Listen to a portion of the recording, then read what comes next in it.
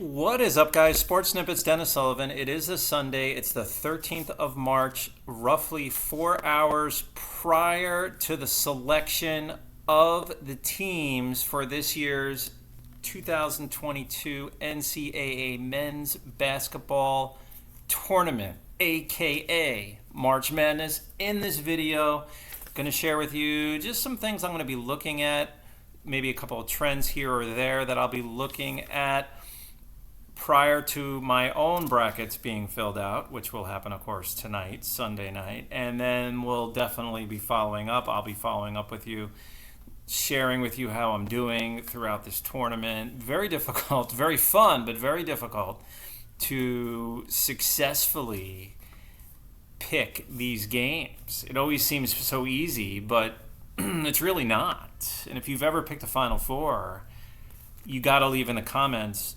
exactly what year that was and who the teams were, because that's not easy to do. If you do like the content of this particular video, go right ahead, hit the thumbs up.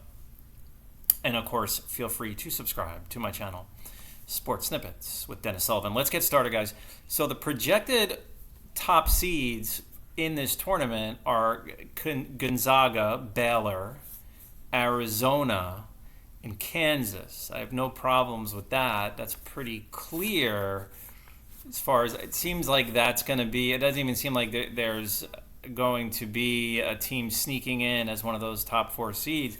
However, I'd like to point out this has been one of those seasons where there's so much parity, there's so much just unpredictability as well, that I wouldn't be surprised if two or less of those four teams make it to the Final Four. I would be surprised, actually, if more, let's put it this way, if more than two of those teams were in the Final Four. Still some things up in the air today. You have Memphis going up against Houston for an automatic bid in their conference championship. I believe Houston will be in anyway, regardless if they win or lose. Good opportunity for Memphis this afternoon. Texas A&M is going to be playing Tennessee in the SEC Championship. That's actually happening now as I make this video. Tennessee with a big victory over Kentucky on Saturday night. And I'm going to tell you what, guys, or Saturday afternoon, I'm going to tell you what, if Tennessee plays defense, particularly in the half court, like they were against Kentucky on Saturday, look out. I mean, we could be looking at least a Sweet 16 appearance, potentially an Elite 8 appearance. They are looking tough and peaking at the right time. On the other side of that, Kentucky, who's pretty much been in everyone's top 5 or 6 the entire year, has kind of stumbled down the stretch. I mean, they go out pretty quietly in the SEC semifinal game. What kind of seed are they going to get? Definitely no lower than a 3, either a 2 or a 3. But I don't know, guys. If you look at, I mean, they're a good rebounding team. Obviously, they're very talented. Obviously, they get a lot of good recruits at Kentucky. You got John Calipari, one of the best coaches of his time. But that's a team you really got to look at from both sides. That's a tough team to figure out going into this tournament. I mean, I'm sure I'll be picking them to go very far, but I mean, the question is just how far. I mean, there's more of a question mark, I think, now next to the name Kentucky in this tournament. The big story and the big topic heading in to this field of 64 or 65 or 66, because, you know, you do those play-in games that they have now, which is cool, is Coach Mike Krzyzewski, arguably the most successful college basketball coach of all time. 42 years at Duke. Can't believe he's 75 now. He doesn't really look it. I mean, he looks good for his age. Seems pretty youthful. Unbelievable. This is going to be his last tournament, his last season. Have heard myself some feedback regarding this and how it will affect the Duke team. And it hasn't all been positive. And what I mean by that is the general vibe seems to be that the pressure will affect the performance of the team, and the players are going to be feeling the pressure of it being Coach K's last season. And if you go by the last home game, regular season home game, and a loss to North Carolina, and then technically the ACC tournament, although they did make it to the final game, it just lost to a really good Virginia Tech team, you would start to believe that.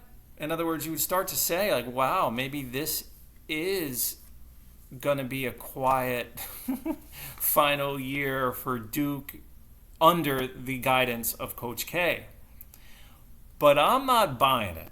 I think Duke goes very far in this tournament, possibly even a Final Four. I might be picking them when I see the brackets tonight, as I make this video, for my Final Four. I'm not saying I'm definitely going to do that. I'm saying I might. I'm definitely picking them Elite Eight, though. I will say that. Pac-12.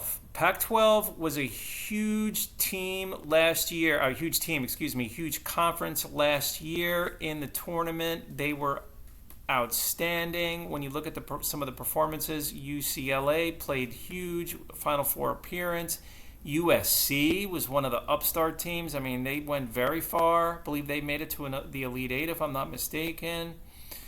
Now you add Arizona in the mix, most likely a 1 seed in one of the brackets. The Pac-12, look out. Now, they're not going to have a ton of teams in, though. Colorado sitting at 21-11, could be a 4th team. I hope they do get in. And I only say that, it's not so much I'm a Pac-12 fan. I have a high amount of respect for that conference, though, after their performance last year. Where you're going to see a whole ton of teams is between the SEC and the Big Ten. Not really sure why the Big Ten is still called the Big Ten, because when I was adding up all the teams this morning, there's like 14 teams in the Big Ten. But you're going to have a ton of teams from that conference in the tournament, guys. Wisconsin, Illinois, Purdue, Iowa, Rutgers with a win, I believe, today, and they're in. Michigan State, Michigan. What about Ohio State? What about Indiana's on the bubble? SEC is going to be strong in the tournament. Auburn, Kentucky, Tennessee, as mentioned, A&M, Texas A&M, a win and they're in. They're playing Tennessee in the SEC championship this afternoon. Arkansas's had a really good year. LSU had a good season. Even Alabama had a pretty good season. And I shouldn't say even. I mean, you look at I think they have 19 wins. I could be off on that with Alabama. I'm kind of guessing on that. They were like in the high teens last time I checked. The Crimson Tide. So, guys, it's going to be really interesting. It's going to be exciting. It's always a lot of fun. Let me know what you think. Let me know who you think could be a Cinderella sleeper team in this tournament. If you go by the conference tournaments that are finishing up this afternoon on Sunday, got to look. Virginia Tech looks super strong. Tennessee, again. We can't sleep on Texas A&M, obviously. So there's a lot to think about. I mean, again, going back to Kentucky, that's a tough team to figure out, guys. It just is.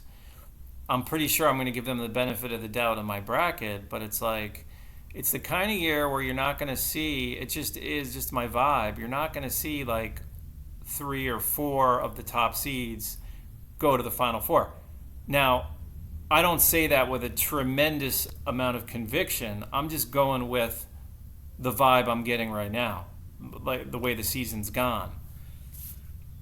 Arizona looks really tough to me. If I were to pick, of the 4 what seems to be number 1 seeds, Arizona and maybe Baylor, defending champion Baylor, possibly going back to the Final Four. We'll have to see.